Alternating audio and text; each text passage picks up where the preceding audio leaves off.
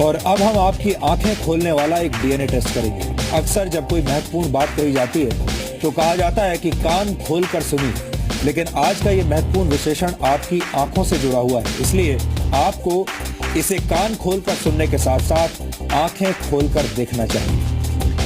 क्या रात को सोने से पहले और सुबह उठने के बाद आप भी सबसे पहले अपने स्मार्टफोन को चेक करते हैं? अगर इस सवाल का जवाब हाँ है तो फिर आपको सावधान हो जाने की जरूरत है, क्योंकि हो सकता है कि जिस स्मार्टफोन को आप रात के अंधेरे में चेक कर रहे थे उसने सुबह होने तक आपकी आंखों की रोशनी को अस्थायी तौर पर छीन लिया हो।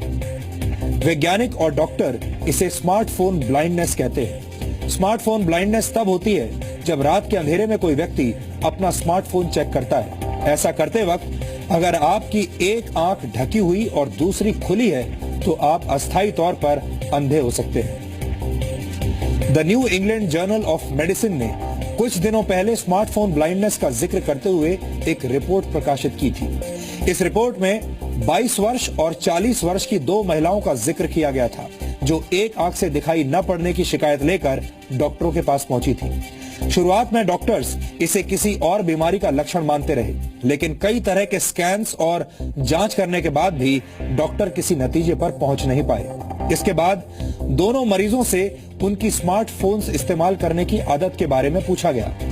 दोनों महिलाओं ने डॉक्टरों को बताया कि वो रात को अपने बेडरूम्स की लाइट्स ऑफ करने के बाद काफी देर तक अंधेरे में अपना स्मार्टफोन चेक किया करती थी। ऐसा करते वक्त उनकी एक आंख तकिए से ढकी रहती थी, जबकि दूसरी आंख से वो मोबाइल फोन्स चेक करती थी। डॉक्टरों ने पता लगाया कि जब कोई व्यक्ति अंधेरे में एक आंख से मोबाइल फोन से निकलने वाली आर्टिफिशियल रोशनी की तरफ देर तक देखता रहता है तो उसे उस आंख से दिखाई देना बंद हो जाता है। ये परेशानी रात में भी हो सकती है और सुबह उठने के बाद भी। स्मार्टफोन ब्लाइंडनेस की वजह से प्रभावित आंख की रोशनी करीब 15 से 20 मिनट तक जा सकती है। हमारी आंखों का रेटिना बहुत संवेदनशील होता है। रोशनी से अंधेरे में जाने पर या फिर अंधेरे से रोशनी में वापस आने पर रेटिना खुद को एडजस्ट करता है। अंधेरे से निकलकर रोशनी में आने के बाद आंखों को पूरी तरह संवेदनशील होने में 5 से 7 मिनट तक लग जाते हैं, जबकि रोशनी से अंधेरे में जाने के बाद आंखों को पूरी संवेदनशीलता हासिल करने में 30 से 40 मिनट का वक्त लगता है।